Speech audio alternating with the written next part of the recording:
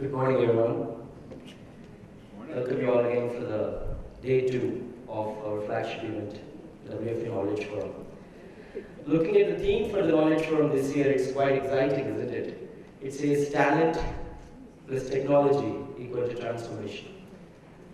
A deeper look at the theme, actually, do you think technology, the word there, is dominating the entire equation? If we look at past 3 decades since the introduction of the digital computer, the ways of working, the ways of doing business have actually undergone a lot of changes. From digital computer, we got into smartphones. Looking at technologies today, there is robotic process automation, buzzwords like agile systems, we talk about machine learning, cloud computing, whatnot, and the list goes on. So in this era of digital technology, the most important question in front of all of us is this word technology really dominating this equation? Is it dominating the other word called talent there? Or the other way of looking at this equation is it an enabler for the talent there? Is technology our friend who is going to help us to provide effective customer service? Is it going to help us deliver efficient products and services? These are few questions to ponder. But I leave you all with this thought. But the million-dollar question in front of the panel today is going to be, and in fact, in front of all of us going to be, is how are we prepared towards this changing digital era? How are we going to manage our careers in this changing digital era? These are most important questions we all should start thinking about. So to talk more about this and to throw a lot of wisdom on these lines, we have a panel of leaders with us. We have 3 panel members today. And a quick introduction about the panel members who have kindly accepted our invitation to join us and talk more about careers in digital transformation era. The first panel member, Balaji Nuthalapadi. He is the Managing Director and the Chennai Site Head for Citi Corp Services. Balaji is an alumnus of IIT Madras and a veteran in banking industry. He has worked across Asia Pacific, EMEA and Americas with almost all the domains in banking, the core operations of Citibank, consumers banking, and he heads the site head responsibility in his leadership capacity for the Chennai operations. Thank you, Balaji, for joining us. The second panel member is Professor L.S. Ganesh, a very esteemed and well-recognized name in the academia today. He is from IIT Madras. He has held many leadership positions before going back to his professorship now. He has been the head of the department, dean, and a veteran researcher who is well known in academia for the topics of systems modeling and knowledge management. Thank you, Professor, for joining us today. And we also have Karthikeyan Selvaraj, who is the General Manager of Shell Business Operations, and he is the site head for Chennai.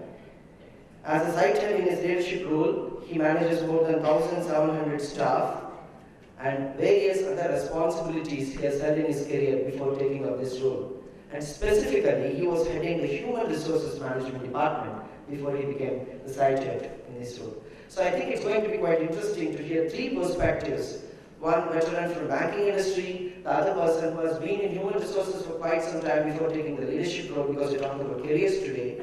And also we have an academician, a veteran researcher, Professor L.S. Ganesh from IIT Madras. So with this, I'm going to welcome all the 3 panel members to the stage, and let's get started.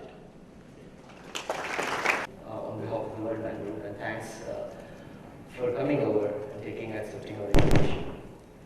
So I'm going to represent our colleagues here today and put a lot of questions in front of you. And I think you can either contradict or complement each other's opinion, and that will be a lot of discussion and a lot of knowledge which will be presented to the audience here. So before even we start about the topic on career management, I think it's important for us to kind of ponder for a while about what exactly this word disruptive technology means. Because I think the word disruptive by itself is very relative, isn't it? Because disruptive could be something to someone and something to someone else. So can you throw some light about what does disruptive technologies actually mean? And what are those few disruptive technologies which are upcoming and taking over a lot of change in the market today, the business world? Yeah. Thank you. Is the mic okay? Wonderful. So, I know the theme of this session is about disruptive technologies and their impact on careers. But even in a broader context, what we are seeing today is a continuation of a trend that has been there right from the start of the IT age. And I think right in the 1990s onwards, the same themes are played out of increased use of more intelligent automation, starting with very basic tools, evolving into more advanced tools.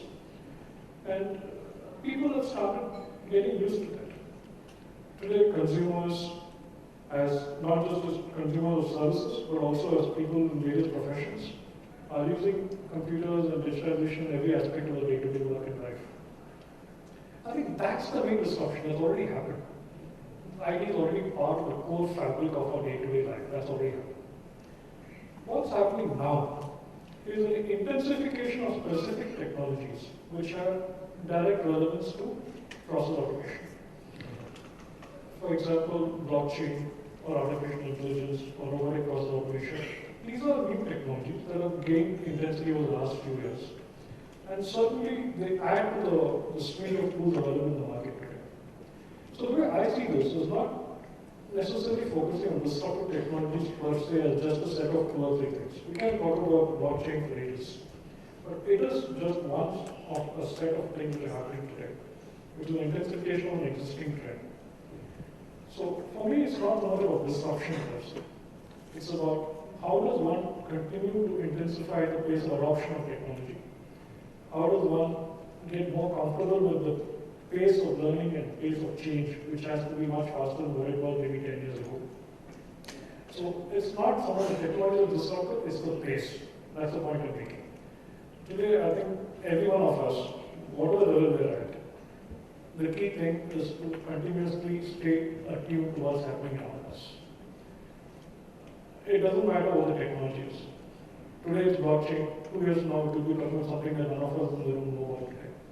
But as long as we remain open to the ability to learn and change, that is true disruption. That's the difference from maybe the stability that marked careers 20 years ago. It's an interesting thing, but to me, that's the point of it.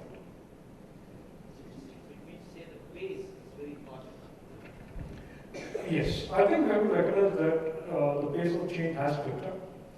New technologies are becoming more agile. Agile is a very, very key word in the industry today. In terms of development and deployment, there is a lot more agility. What it means for us is, as participants in this revolution, and specifically for people like you, employees of a major institution, is stay alive with the spirit of inquiry. Because none of you will be working on the same technologies 10 years from now. I can guarantee that. You will all be working on something very different 10 years from now. Let me quote something that I heard one of my colleagues, one of my very senior colleagues from the bank say. He was asked a question in a forum with some education institutions in India. Will people still have their jobs 5 years from now? His answer was, no, they will not have their jobs, but they will still have their careers. That's the difference between a job and a career. Your job will change. It's already been changing. Most of you have done different jobs in the last many years of being in the World Bank. What will not change is your career. So the point is not so much about worrying about the impact of disruption on a job. It's about how can you creatively leverage technology to improve your career. And a key part of that is increasing your own pace of learning to match with the pace of change in the world outside. Thank you, Balaji. And Karthik, what do you think about the disruptive technology? The word disruptive in it. How do you perceive it? Thank you, Vijay. Good morning, all. First, I need to say it was a fantastic, fabulous, warm welcome. We didn't expect that. We were just thinking, we get into the wrong room, so. And thank you for having us here. See, when you say disruptive technology, okay, disruptive is a word which has a lot of negative connotation. It creates some amount of fear in our minds. And Vijay introduced me saying like a HR person now moving on to operations. So I need to bring in some traces of influences of HR human resource here. So if you go back in terms of human evolution, disruption has caused a lot of positive changes. So let's take the last decade. When industrial revolution happened, people were all scared that all the manual laboring, everything is going to be gone away and everyone's going to starve and die. But people very less understood that it's a physical capital what the industrial revolution brought in. Meaning, man created machines and was using machines to bring in efficiency. And that went on for quite a long time, and there was a lot of changes and improvements which happened in the industrial revolution and mechanization process. Then comes the information technology era. Everyone said computers are going to kind of rule over the world and every human being will lose their livelihood and all this stuff. But if you look at it, information and technology help human beings to bring in more efficiency. Now we're talking about digital era. Again, the more when industrial revolution happened, we did not have this kind of media and we did not have this kind of forums for people to share. Even when information technology era happened, it was the same. But when digital era is happening now, it's more in the open space. Why? Because the information technology enabled that, and the digital era is helping it further. When the digital era is going to come in and change, it's going to bring in great change, positive change. Why do I say that? I was talking to one of my friends in Gartner, and he was giving me a report. By 2020, we're going to have close to 1.8 million jobs being eliminated. That's bad news, isn't it? But the good news is, it's also going to create 2.3 million jobs. So net, we're going to be better off with 500,000 jobs. The challenge here is, what does it mean that 1.8 million jobs which will get eliminated are jobs which are repetitive, rule-based, and where you have very minimalistic of cognitive interface. The jobs which are going to be created by 2021 is where you have all the human interfaces mimicking jobs. You can call it as artificial intelligence, you can call it cloud computing, you can call it Internet of the Things, you can name it anything. It is going to have a positive impact. Companies are slowly realizing, corporates are realizing, saying that this is for the goodness of us and for the organization, for efficiency and capital building. So, if you ask me disruptive technology, yes, there is an amount of uncertainty, insecurity there, which is there for every one of us. Every time I engage with my staff, they come and ask, Karthik, you're bringing a lot of RPA kind of work here. What will happen to us? We have brought in at least 100 bots into our system, but so far, not even one person has lost a job because they get upskilled or they went in to do other jobs within the company. So my take is disruptive technology is a reality. It is going to happen. It's going to hurt, impact all of us. If you are prepared, you will get over it. Okay. Thank you. That's great. So if you say that disruption is going to happen, and disruptive technologies is something which you have to perceive very positively, it will be quite interesting to hear Professor Ganesh views. How is academia trying to prepare the generation today and in the future towards aligning ourselves to this changing environment? Thank you. Vanakkam, namaste, good morning. And thank you. I have been associated with a little bit of rock and blues in my student days. Almost reminded me of the welcome we used to get when we entered college. Thank you very much. I second Karthikeyan. Let me take the question in two parts. In the world of academia, in intellectual context, we have certain definitions of disruptive technology. I have to come to that definition to answer the second question. First thing is, today the word technology in a common context is being attributed to information technology. We must understand that technology is much, much wider than information technology. Information technology is critical, no arguments about that, but there are other technologies also. Okay? Starting from mining right up to waste disposal technologies today. entire what we call as cradle to grave, analysis we have to do. The second point is technology is defined in terms of its functional capabilities. First and foremost, that's called the the economic value of technology comes from the functional capability that the technology offers to you. And this understanding is very critical. This is where the jobs argument comes in and the disruption angle comes in. But when we use the adjective disruptive, we are also talking about the marketing.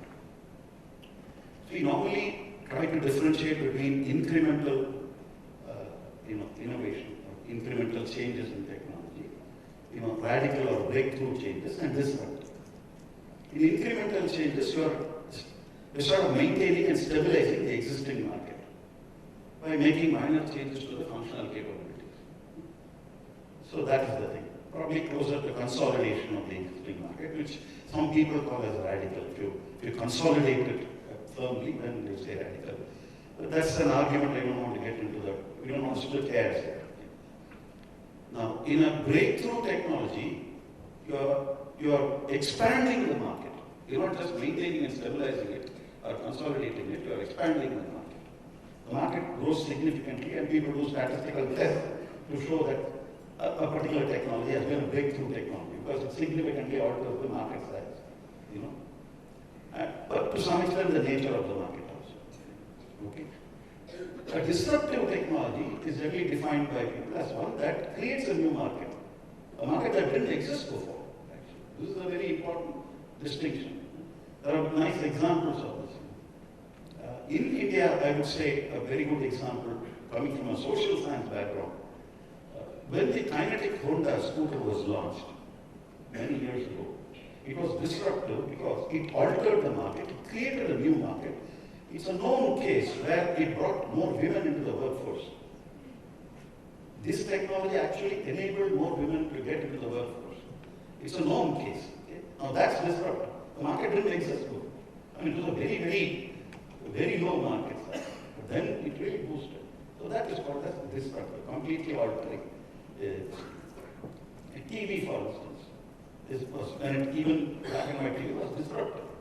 It was a totally new market. Like that. So we have many such disruptions. I hope this distinction is clear. Stabilizing, maintaining, consolidating the market, expanding the market, and creating a new market. But this happens because of the functional capabilities. So when somebody comes up with functional capabilities that, for example, self-start gearless, it's a new functional capability at that time. It creates a totally new market. I hope it will. No, this point is important. How well is academia responding to this? This is a brief discussion we had. Here I would like to distinguish between academia in the West, particularly the United States and other developed countries, Germany, France, Italy, depending on what we are talking of, or Austria for machines, etc. And India. There are huge structural differences between these countries. Social structure, economic structure, political structure, they are huge actually. This has to be recognized. Why this difference is important? This difference is important because we are aware. After all, our own friends are there in universities, our classmates are there. They work very symbiotically with industry there. So a lot of the research that's done in the labs in universities there does get translated into commercial applications in a reasonable amount of time. A lot of research that happens across different technologies. So there's a very good symbiotic relationship there. India, I'm afraid, academia is more followers than leaders. Somewhere I've always,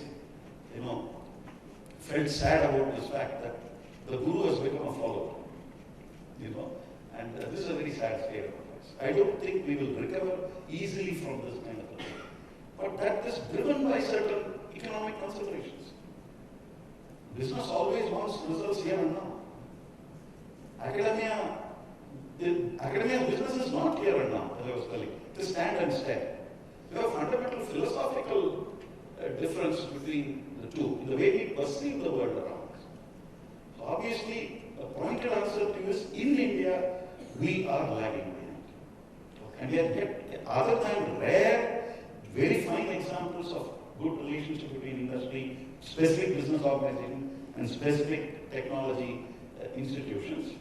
Other than those rare things, it's not a common phenomenon. Okay. That's great. It's quite interesting to see the distinction between, the basic distinction between academia and the way corporate works. But if we look at from an ecosystem perspective, I mean, the same me was there in academia a few years ago during my higher education. The same me is today in the corporate. So when I am in this journey, when I'm moving from my higher education then to a corporate job, there is some level of difference which everybody will undergo and to experience the difference is greater. My question is, in this disruptive technologies era, because when I recall the subjects which were taught in the college, there were subjects like the management, something like marketing management, financial management. These were the subjects which were taught in the academia a few years ago, maybe a decade ago. But today, do these subjects enough for us to get the corporate jobs or get in par with the corporate requirements today? Why I'm asking this question is, though we are already in the corporate jobs today, this is important for us to upskill or reskill with regard to the current trends in the market. Do we really teach RPA in the colleges today? Do we really have a research which is happening in academia in India with regard to artificial intelligence, which will complement the corporate jobs too? Yeah. If you're asking whether academia has the necessary potential to do that, my answer is a big yes. We definitely have a big potential. If the question is, can the world of academia and institutions prepare an individual for a specific company, my answer is a big no. Okay.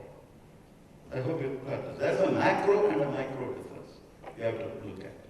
What is the macro level scene? What is the micro level scene? This comes because all of us know the whole is not just the sum of the parts. It's much more than the sum of the parts. We have to be very, very careful on this. Okay? So, let me take an example about this case itself. It was just about a few weeks ago I visited India's leading plant in manufacture of two-wheelers. They got the Deming Award, Global Award twice in a row. It was like a 5-star factory. It was very important. So I just walked, being a visitor, they had given me all the hospitality. They had taken me around the plant. I'm going into one of their plants. They numbered plant 1, plant 2, plant 3, etc. I'm going into one of their plants, which is supplying to a German manufacturer. Okay? So the entire vehicle goes to it with the German branding, manufactured in India, in Tamil Nadu. Okay? So you're doing this. It's very interesting. You walk past in the first day, there is sort of a certain amount of automation in the manufacturing, manufacturing technology, not IT. Okay? And very interestingly, in the first day, it was like a 5-star factory, literally. Very clean, very well ordered, everything. They were practicing 5 to near perfection. So you walk past and you find there are 6 machines. Okay, 6 what we call as flexible manufacturing units. They are there. And very interestingly for me, all the 6 were being manned by 6 women. Okay, 6 women were using cutting tools, driving the machines. Next gantry, 6 men. Next gantry, 6 gantry. Next day, 6 men. Next day, 6 gantry robots. Robots. Yes, robots. Same operations, same engine. Working on the engine of the vehicle. Okay. Same operations. The macro versus micro. The point was very correct. At the macro level, definitely we will have a creation of jobs. I don't think there's a doubt. It was only day before yesterday one of the top ministers of the government said automation and robotics with AI, etc. will remove 10 jobs, but will create 100 jobs. Only day before yesterday. My point is at the macro level, it's very good. If I'm one of the 10, I'm worried. I hope you got it. Because macro level, they are not going to see L.S. Ganesh is being kicked out of the job. They say 100 jobs are created. Ramesh is getting a job, Anand is getting a job. That's how it will work out. Are you getting it? So the macro level does not have a heart for the micro. Anywhere in the world. Anywhere in the world. But unfortunately, we have to account for that. I hope you got the point, Vijay. Yeah. 6 gantry robots means 6 people are not there working and supporting their families. It's a fact. Nobody can deny that fact. Had the robots not been there, there would have been 6 people working there. So their jobs are gone. Now, if you question, what about the people who got jobs to design and create the robot? Of course, it's there. So you're talking of a peculiar phase difference problem between the way technology is absorbed in industry across the world and its application in a specific location. Okay. So this phase difference has to be taken into account. Okay. Thank you very much, Professor. I think this has clarified very much that though 10 jobs are going to get away, it's going to be reshaped or maybe redesigned into 100 new jobs, for which we need to make ourselves ready. Now this again points to another question which I think Balaji and Karthik would respond, is that when we say that there are 100 new jobs which are going to be created, then these 10 jobs, the skills which are required to do these 10 jobs are not going to be exactly the same for the skills required to do those new jobs, new 100 jobs. There will be definitely some kind of gap between the skills which are required for us to enable ourselves for the new jobs which are going to come. Now, can you throw some light on what kind of strategies is corporate taking today to upskill or reskill the existing talent so that this can be redeployed to the new technological jobs which are emerging? So let me divide my answer into 2 parts, and this kind of goes back to what Professor Ganesh was talking about. Let me divide it into part 1, which is working with existing roles to assimilate new technology. And part 2, which I'll come to in a minute, is how do you create new roles which are totally new. The first part is actually the bigger part of what I deal with on a day-to-day basis. So I'm a banking professional. And I can tell you when I joined banking about more than 2 decades ago, that was a time when electronic payments were just coming into Indian banking. NEFT was way off, EFT, the predecessor, was just being introduced. And there was a whole feeling that, all banking operations will disappear once these tools come in. The reality, if I look at it today, funds transfers will become instantaneous with IMPS and the equivalents, right? But the operation shops are actually not just the same size, they're bigger than what they were 2 decades ago.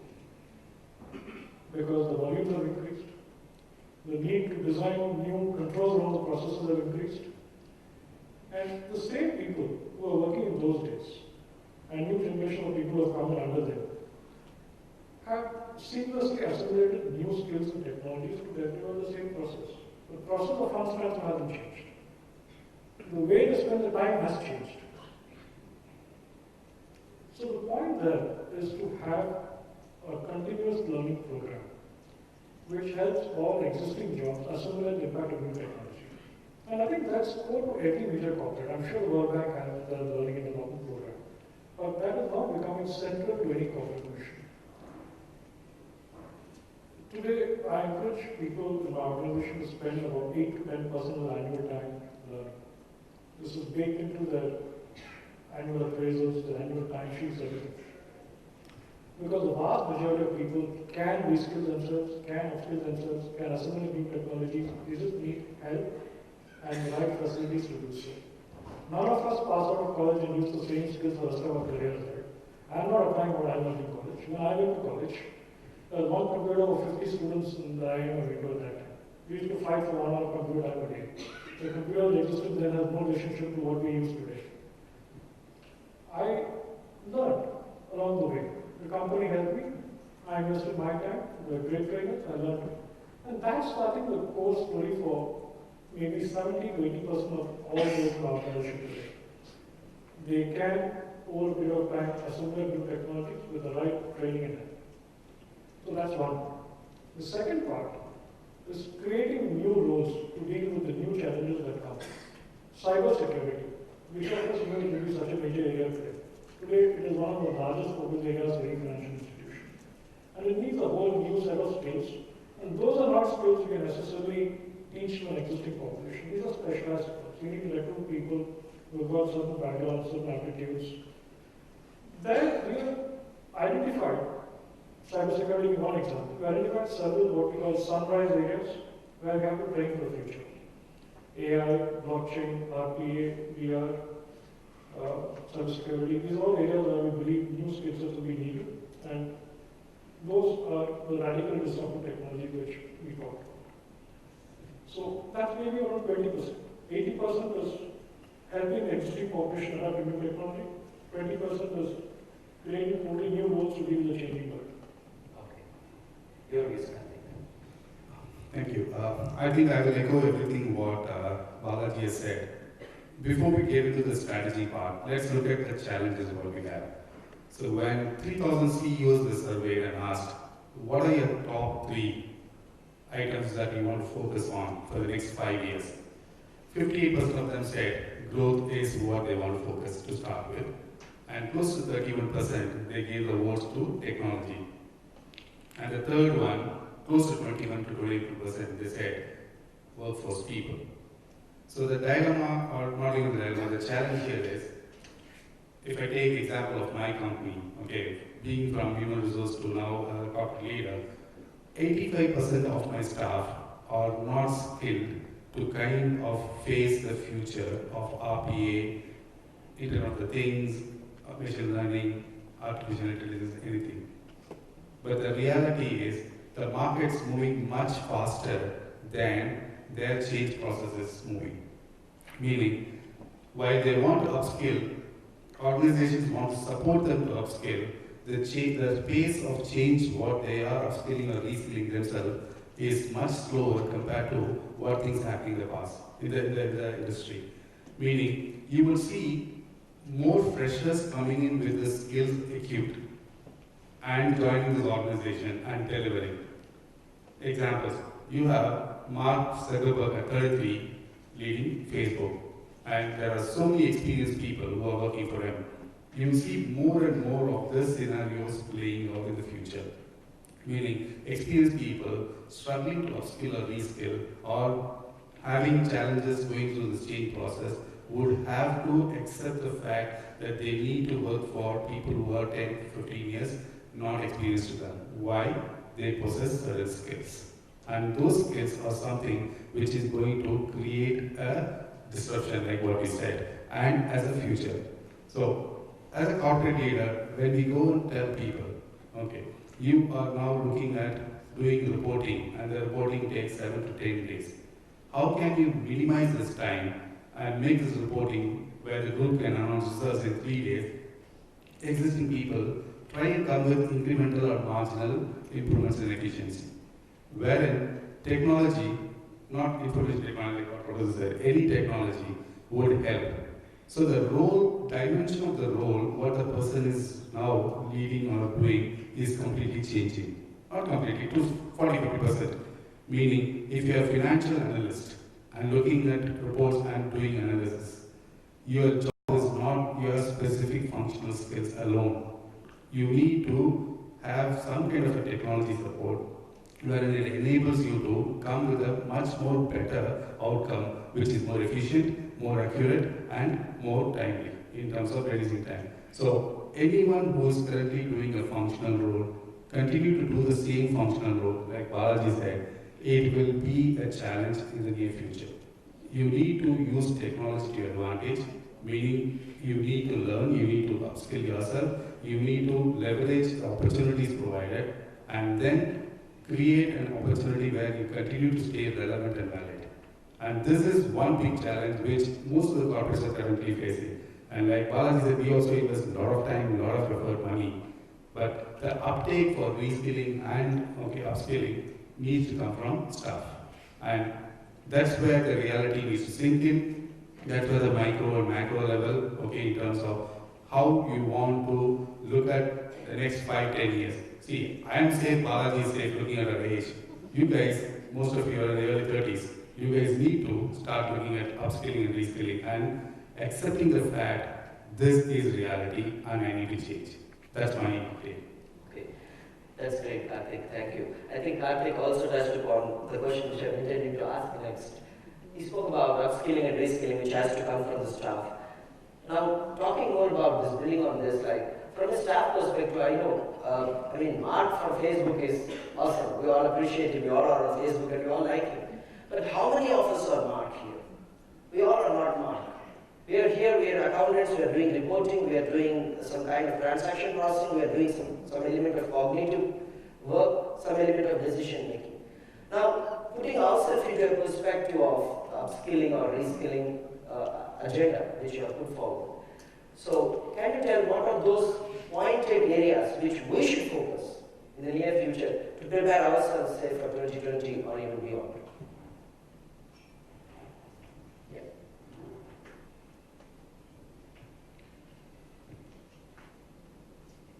You know, that's a tricky question. Because whatever I tell you will probably not hold good in 2020.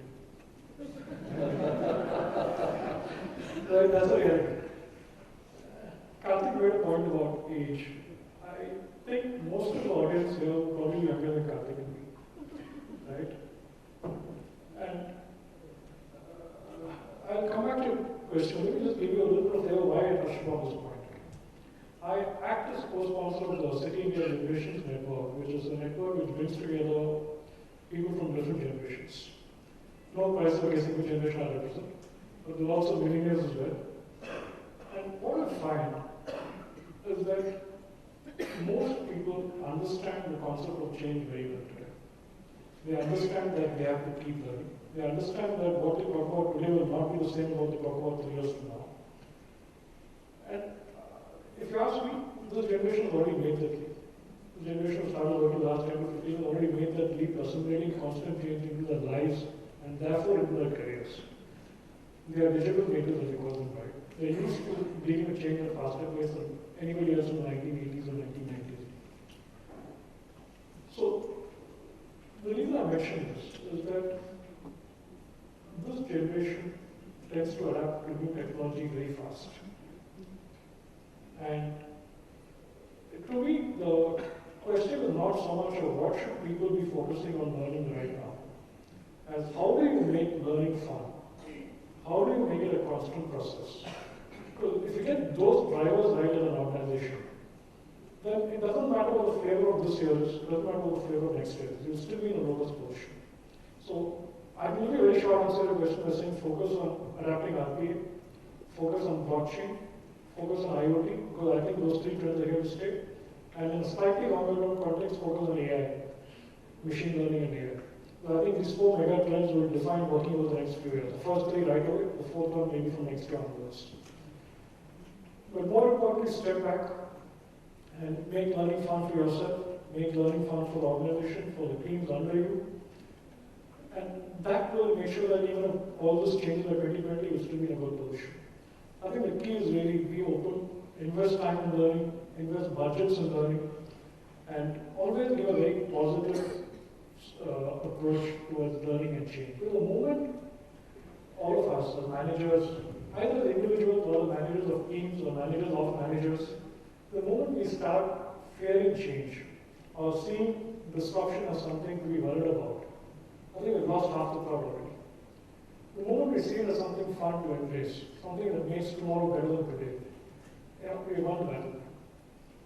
So that's a slightly different take to it. But to your specific question, those are 4 technologies I think I'll frame up this.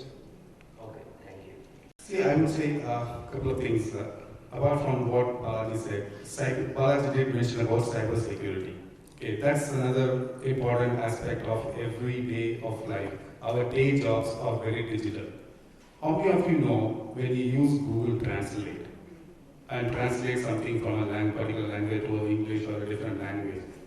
What you input in Google Translate is property of Google, and they can use it in any public forum. You need to be aware of the digital footprint what you leave when you access public or social media. So that brings in a very interesting dilemma. You are operating in a very technologically advanced environment. As a financial analyst or finance manager, you are not absolved of a situation where if there is data privacy or data leak. Your job entails you to be aware and ensure that you protect the organization's reputation and also the data or the numbers what you work on. Not anymore you can say, sorry, I just did the finance numbers. If it gets leaked, it's not my responsibility. No, those times have changed. because the digital footprint, what you leave, is so far intense than what you think. Cyber security, anyone can act into anything. So when you have all this, don't you think we need to take steps to address how we are equipped to manage these things? So as a HR manager, I always say this: development is one's responsibility and not line's responsibility. Wherein we always feel, I need to get a promotion, my line manager is responsible for that. I need to go to this training, my line manager is responsible. Those days are gone. You guys belong to a different generation. My thinking and my staff thinking are very tangential. I travel at 30,000 feet, my staff travel at 40,000 feet, we never meet. They say this is development for you, for your age, Karthik, not for me. Your aspirations, what you want to achieve, and where you want to stay relevant is what you need to decide, and that's what you need to put forward towards your development plan. And organizations are willing to invest and support in this kind of areas, but you need to come forward. So all I'm saying, the answer to your question is, you need to take the first step, second step, 10th step.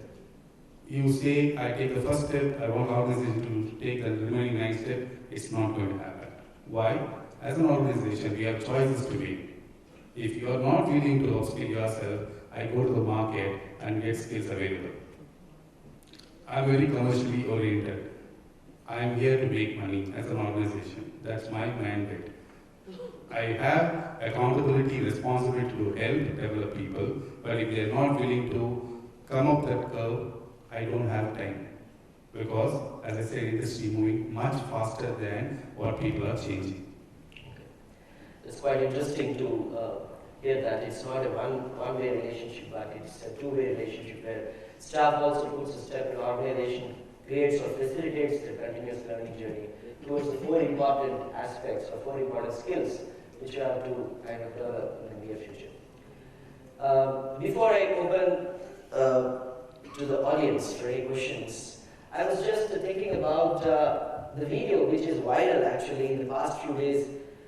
I think most of us would have received it over WhatsApp or you would have seen it over the YouTube as well. There's a video which talks about a bot, which I think was designed by IIT Bombay, and the bot has got a citizenship. It has got a citizenship. So it's more thrilling to hear that, okay, so we were thinking that they're going to compete us at work, but no, the bots are there getting citizenships as well. So on a lighter note, though it is sounding like a threat, but what do you think, Professor, about this? What are your reflections that when a bot is getting citizenship, how do you see the future of we human resources in organizations? Before the answer, I thought you were talking about I hope you will be able to will be replaced by a bot maybe later. Yes, Professor. Your reflection. I might even ask who is Priya Prakash. Okay. My word is different, okay? But anyway, I don't know, that was a wonderful wink. Okay, come to this.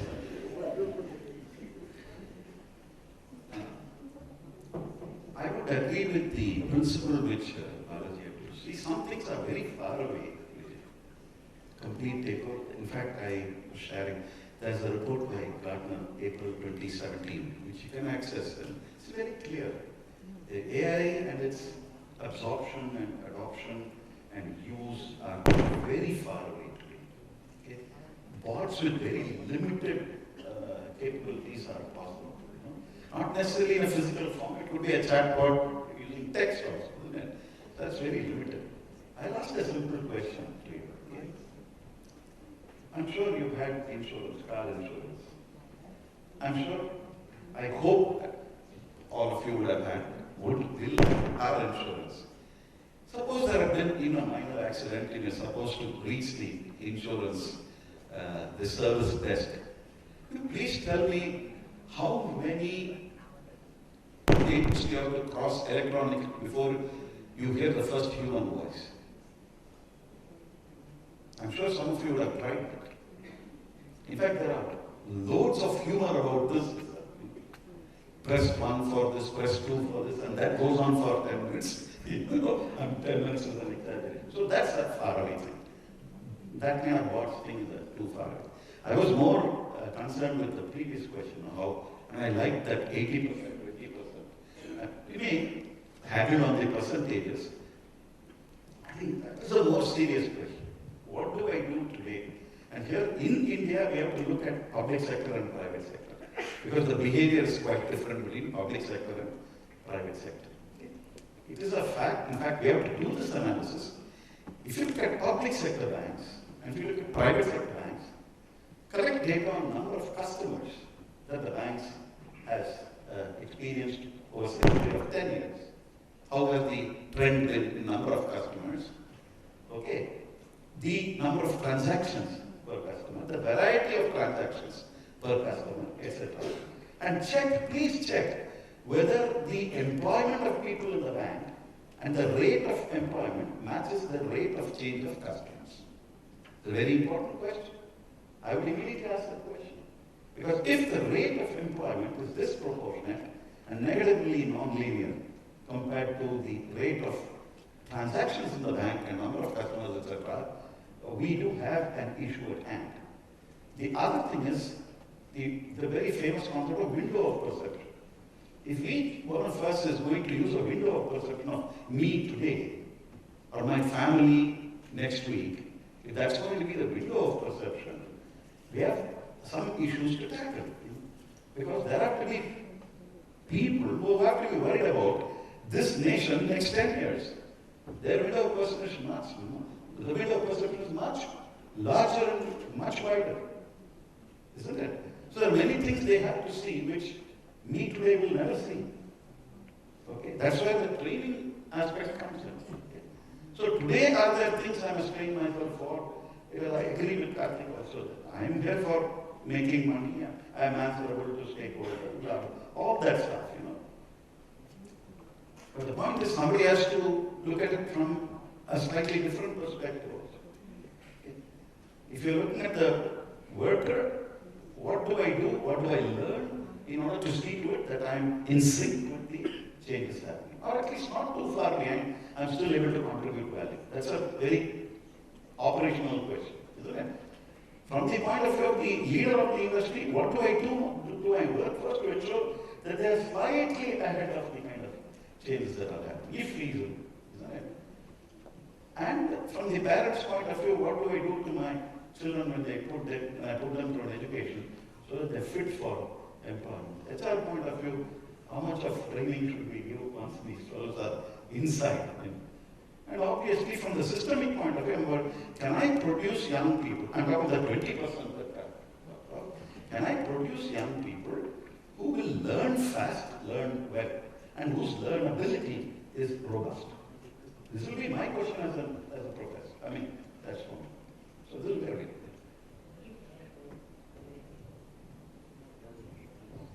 Thank you, sir.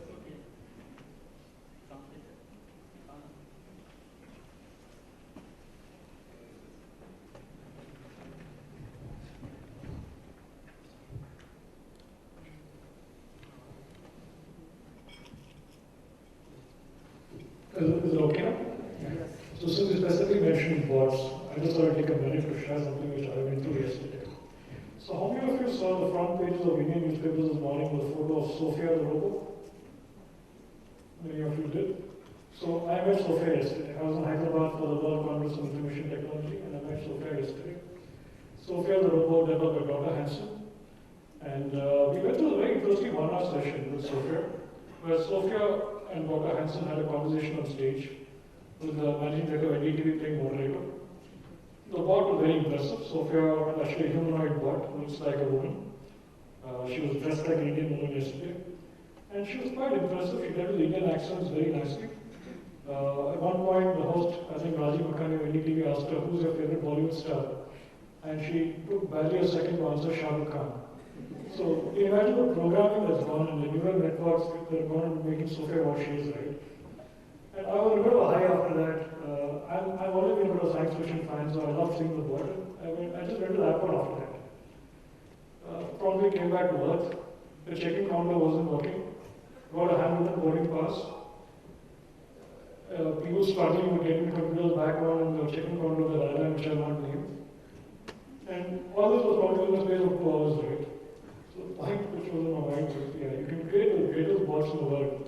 Hats off to Dr. Hansen and what he's created with Sophia. But for the vast majority of us, we are not Dr. Hansen. We never use Sophia in our day-to-day lives. But what we will do is assimilate normal technology into our day-to-day lives. All of us use landlines at home. I went to a smartphone, I'm an early user of smartphones, I loved it. I've been an Apple fan right from the day Apple came out with the first iPhone. It just seamlessly generated to more and more and more smartphones, right? So all of us around this room. And exactly what we do in our careers. We probably never designed the new groundbreaking technologies. Maybe one or two of you will, most of us won't. But most of us are very happy to assimilate them and go on being productive workers. Thank you. That's great. Thank you very much. So before we go to the concluding remarks, are there any questions from the audience?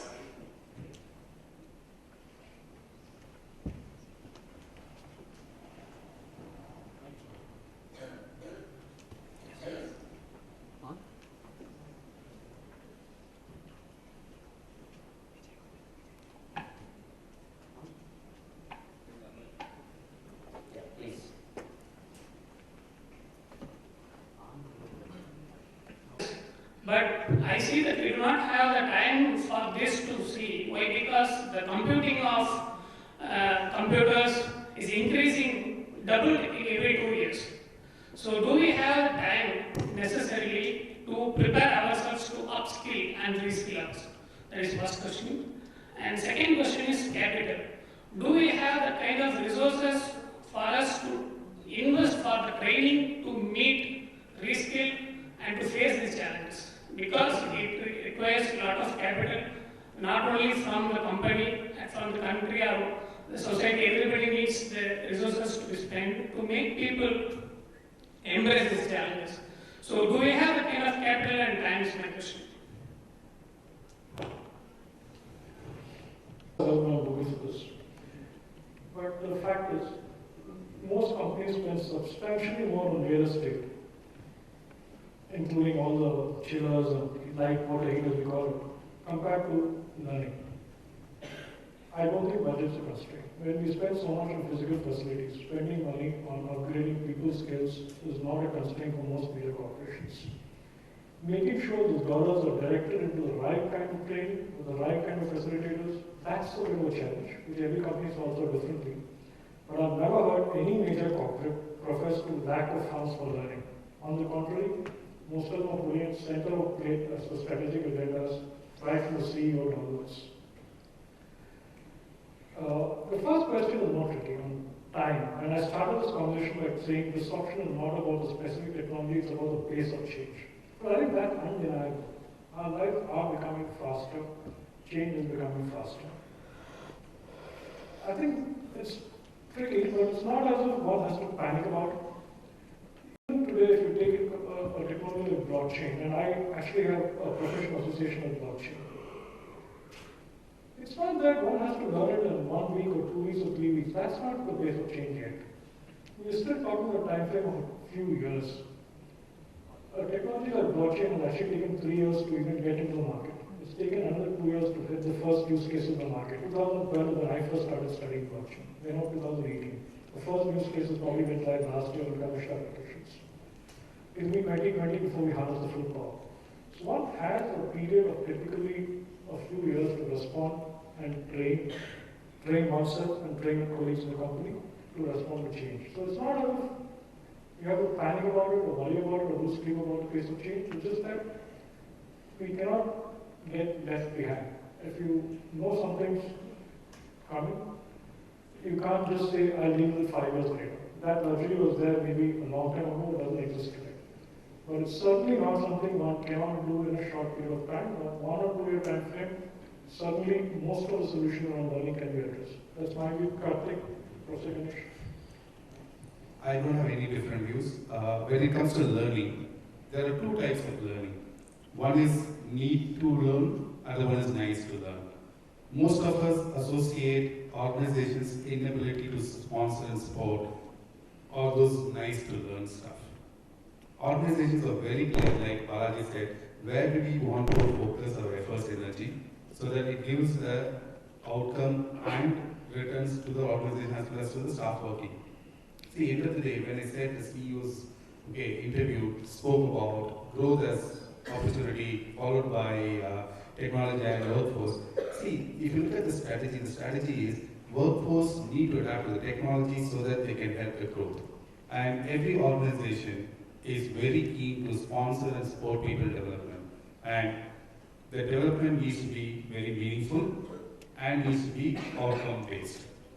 Because someone has a fancy idea of learning X does not mean an organization will focus on that.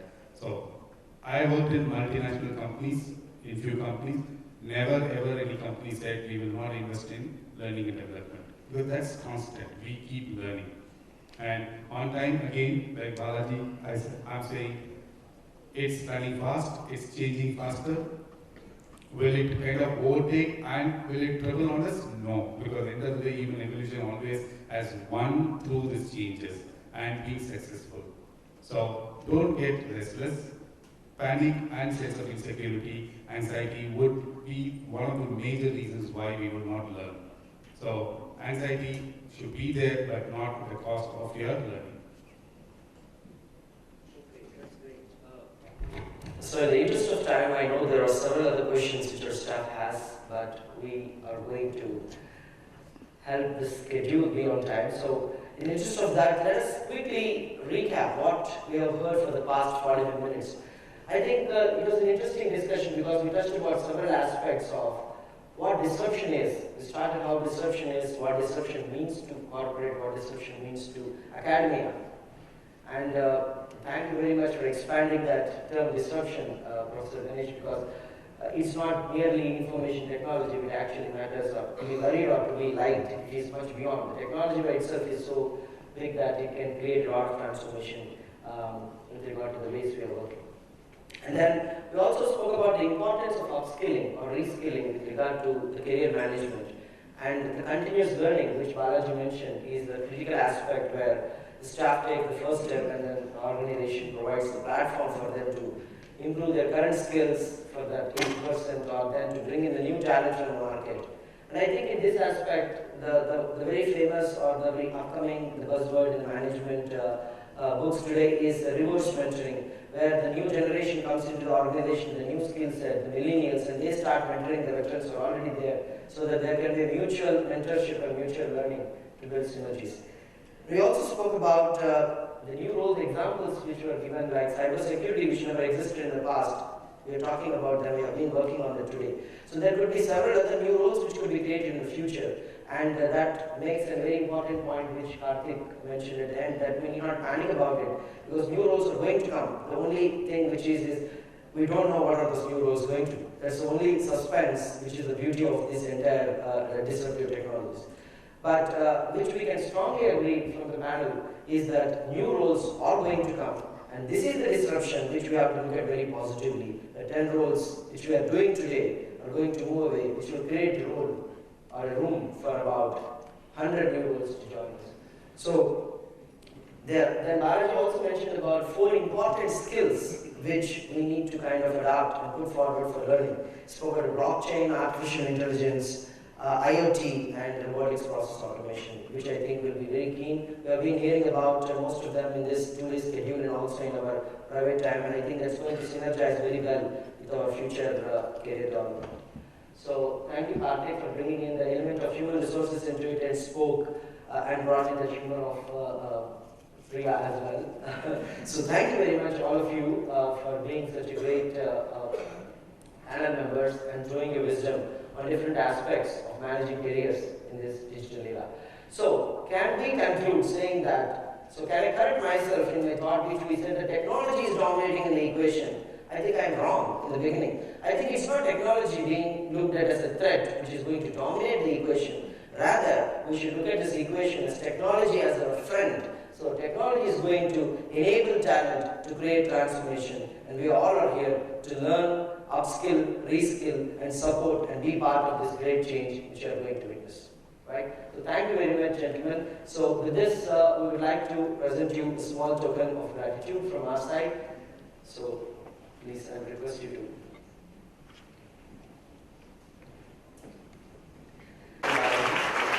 very much.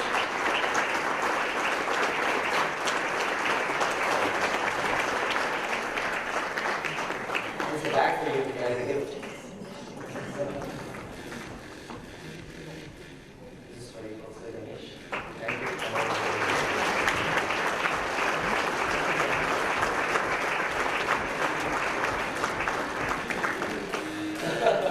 He says it's a millennial backpack. I hope there's no bot inside. Okay, this way, Karthik. Thank you very much.